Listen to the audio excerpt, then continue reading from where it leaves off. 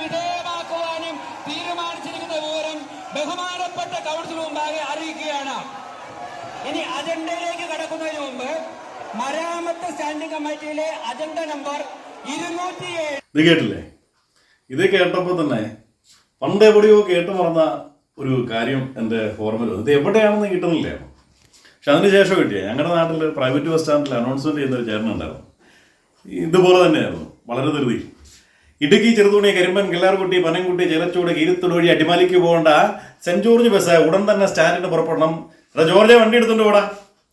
സെയിമാണ് തിരുവനന്തപുരം നഗരസഭയിൽ നടക്കണേ. എന്തൊരു ധൃതിയാണ്, എന്തൊരു വെപ്രാളമാണ്. സംഭവം എന്താ?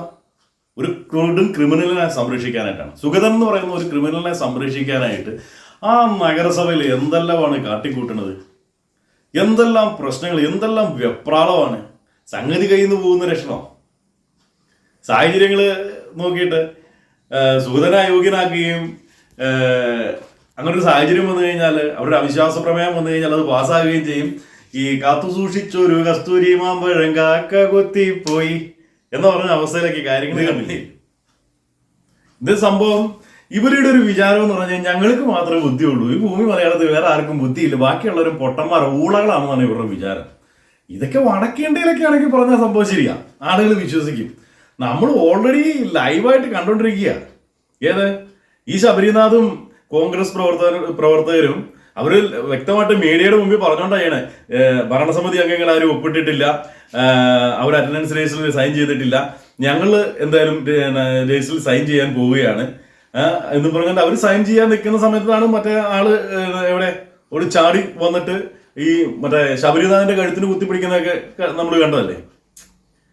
അത് കോൺഗ്രസ് പ്രവർത്തകരാണ്, ഇവർ തിരിച്ചു ചിലപ്പോൾ പ്രതികരിക്കത്തില്ല എന്നുള്ളൊരു ഇത് കൂടെ ഉണ്ടാവും. പിന്നെ അതിനകത്ത് ശബരിനാഥ് മാത്രമേ അവിടെ നിൽക്കണുള്ളൂ, ബാക്കിയെല്ലാം വനിതകളാണ്. ആ വനിതകളുടെ പുറത്തോട്ടാണ് ഈ സ്റ്റാൻഡിംഗ് കമ്മിറ്റി ചെയർമാൻ അടക്കമുള്ള ആളുകൾ വന്ന് ചാടി വീഴുന്നത്.